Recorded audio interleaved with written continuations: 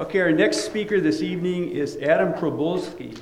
Adam is a pollster, and if you've been following the news, the pollsters are in much demand these days on the various candidates. But Adam, his research is more in public policy, and he is the CEO of Probolsky Research, a full-service opinion research and strategy firm specializing in public policy and working on behalf of business, government, labor, political, media, and special interest clients. He has acted as a pollster and strategic advisor in matters of public policy, legislation, elections, and business.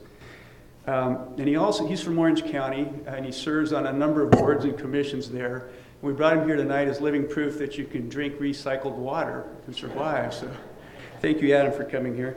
And Adam's going to go into some of his polling that he's done recently in terms of water attitudes and what people are thinking in California in terms of making the kind of investment and the hard choices we're going to have to make in terms of water policy going forward. So please welcome Adam.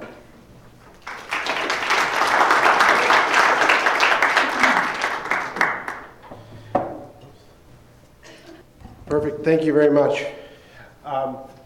So we just recently had the chance to go out in the field to do a statewide poll and ask some questions to California voters on the subject of water. And so I'll reveal some of those results here this evening, and then bring it kind of back home here to reveal some results that we have here from the Coachella Valley, and then take it from around the state, some other results as well. So first I will, let's see here how this works. So first give you a little bit of the behind the scenes of how the poll was conducted in California. We polled 1,000 people, and that means that we talk to people in both English and Spanish. We talk to people on their landlines and their cell phones, which is something very important these days. If you talk to people on just their landlines, you kind of miss out on some younger people, and you miss out on certain ethnic groups oftentimes. And so kind of just important things to note when you're looking at polls. So statewide, we ask people what's top of mind, and this is kind of important just to see representative of the words people use. Interestingly enough, water does show up in the number one, the top words people use. You can see it right there. Crime also shows up. Jobs show up. We call this the word cloud. Housing shows up. But if you look at it from a numbers standpoint, the number one issue people care about statewide is public safety, jobs. But number 3 is water. And then things kind of fall off from there. We showed this slide to Tim Quinn, the CEO, I guess, of Aqua, and a few months ago. And this was kind of concerning to us. And it as someone who is policy researchers that are very interested in the water business, if you can see, back in January of 2012, since we've been tracking this issue, the top issue in California, open-ended, what people really care about, 3% of people were saying water was the top issue.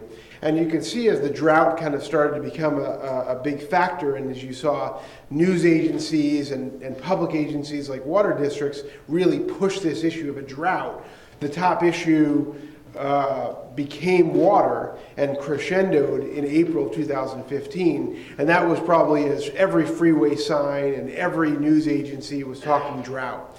And then it kind of dropped off in February of 2016. It really hasn't recovered, and it probably won't, quite frankly, because there's this fatigue, quite frankly, that voters are just kind of saying, all right, enough already. We get it. There's a drought. You're kind of representative, quite frankly, of voters, I guess. There may be this idea that there's a missed moment in time, and we may not be able to get it back, but the fact that you folks are here and interested enough in it perhaps means that water agencies can keep the momentum going. But there was a moment in time where it was the top issue in California. No longer, but there's definitely a need to keep people interested in water issues. Interesting question we asked. Would you be willing to pay higher water rates to ensure safe, reliable, high quality supply of water, drinking water, that is, in your community? The answer obviously depends on a whole lot of factors, but statewide, 41% say yes, 51% say no. If you're a water board member or you're an advocate like someone who is with Aqua, you may be disappointed with these results. You may perhaps wish the results were different or flipped. I guess maybe you can be encouraged by the fact that 41% say they'd be willing to pay higher rates. Again, depending on the community you're in, these numbers are different. But 41% statewide say yes and half say no. I'll go back. You've got 7 or 8% that say they're unsure. If this was an election, let's say, and you're trying to win an election, these aren't horrible numbers, right? If you're, let's say, Ted Cruz and Donald Trump, and you're in the Ted Cruz campaign, you might say, okay, we could probably pull this thing off. We got to, do a good ground game and work work the election, and we can maybe be able to get there from here. But the bottom line is the no's have it, and if you're someone trying to pass, let's say, a higher rate structure, this is not a very good slide for the guys trying to pass higher rates on a statewide basis. So maybe one of the reasons why, is there a water bond on in November? No, maybe one of the reasons why there's not a water bond on in November. All right, the next slide is kind of interesting for us. We asked what, in your opinion, is the largest component of water costs? And we didn't have a real particular agenda in this. We just wanted to know what the voters thought was the highest, the reasons for water costs. And I think they kind of got it, that the fixed cost of operating and maintaining, upgrading local water systems, like pipes and things like that. I actually think that is the right answer. Are there any experts in the room that think John thinks that we're right? And I'm not sure if they're totally accurate on the other things on the list, but it gives a sense of what the California voters think are the costs and what the percentages are associated with them. And this may be, from a policymaker standpoint and from a staff standpoint, kind of a homework lesson to go out and educate the public as to really what the costs really are and kind of associate what the costs really are for these things.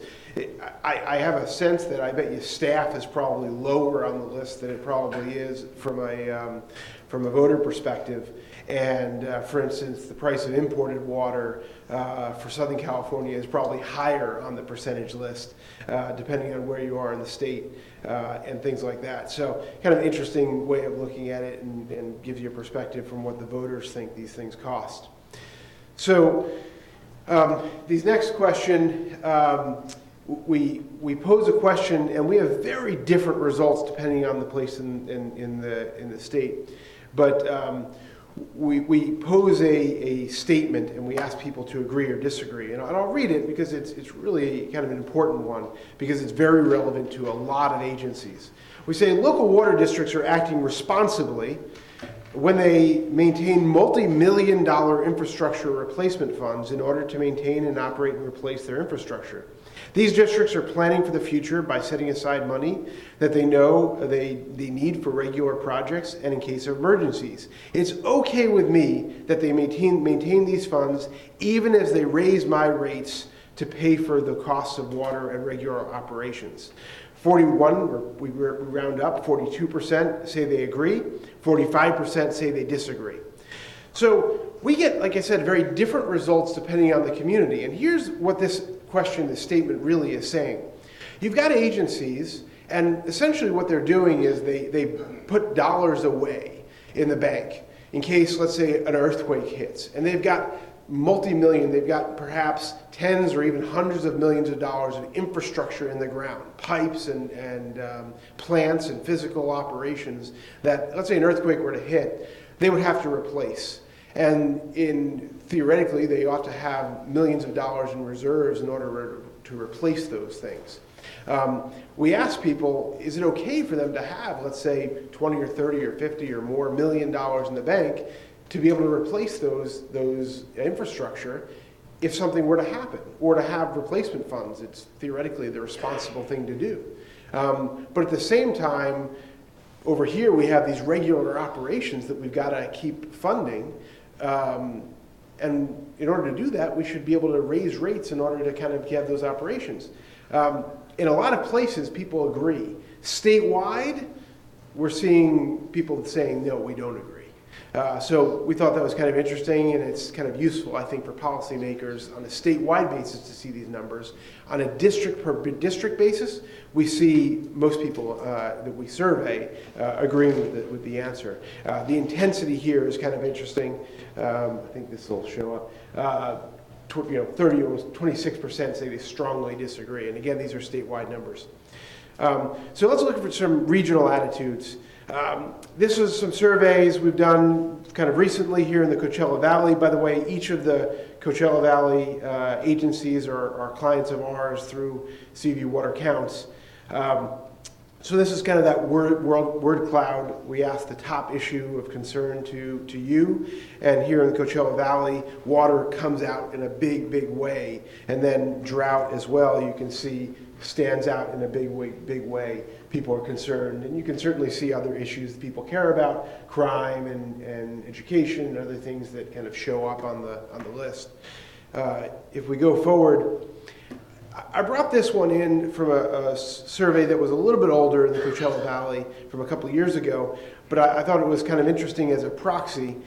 We asked, in your opinion, which of the following best reasons to conserve water? And I know it's not exactly on topic, it's about water conservation, but I thought it was kind of interesting because if you look at the list, why would you conserve water? And this is amongst you folks, your Coachella Valley residents, and it says, well, I'm going to conserve water because it's going to ensure water supplies for the future.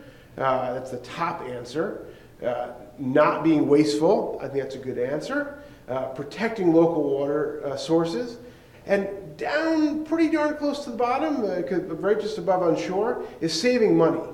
So I look at this kind of as a proxy for this talking about dollars and cents. The last answer people gave us was saving money. So it wasn't even 1, 2, or 3. It was the fourth answer they gave us was the reason for conserving water was saving money.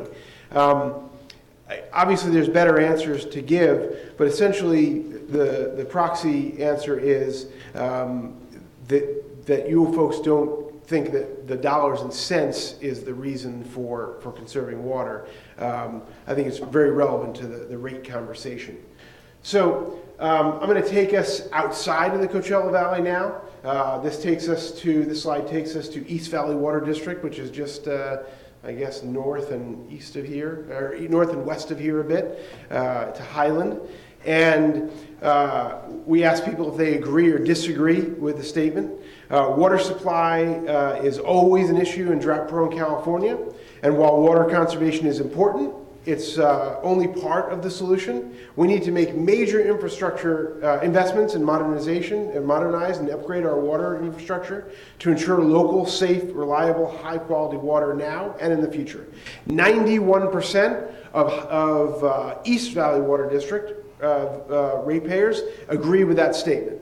Now, granted, I didn't tell them I was raising their rates by $10 a month or 10 cents a month or $100 a year or whatever it was. I just told them that statement and I asked them if they agree or disagree. 91% agree. That's kind of puppies and kittens territory. It's pretty high. You don't get 91% of people who agree on anything. So now we're going to go all the way up to Nevada County. Yes, there's a Nevada County, California. And again, we say Now please tell me if you agree or disagree with the statement. We prepare for natural disasters like earthquakes by constructing buildings that can withstand them. We should also prepare for water shortages by constructing water infrastructure that will ensure local, safe, reliable, high-quality water now and in the future. You agree or disagree? Again, 94% we round up. So that's pretty big percentages, and people there are supporting a major infrastructure project. They are building a dam. That's not very common that we're building dams in the United States, quite frankly, and in California it's even less common in 2016 to build a major infrastructure project like that. But up in the Nevada Irrigation District, they're building a dam. So moving to Marin Municipal Water District, we're going to stay up there for a minute and then we'll come back down to Southern California. In general, do you support Marin Municipal Water District's efforts to maintain and modernize its water infrastructure, such as pipes, tanks, pump stations, even if it means raising rates? All right, so now I start talking about raising people's rates. 78, we'll round out to 79% support it. So I'm asking people if I can raise their rates, and 79% say yes. I only have, at this point, 15% of people saying that they're opposing raising their rates. Now, I'm not trying to convince you to raise your rates. I'm just telling you that that's pretty darn impressive that they're opposing, only 15% opposing their raising their rates. So coming back down to Southern California, we're going to go over just west of here to Santa Margarita Water District and stay there for a few questions. There's a lot of words here, but the interesting part here is there's a lot of discussion since the drought has come in to play about agencies trying to recover fixed costs. And I don't know if anybody here has kind of had this discussion, but as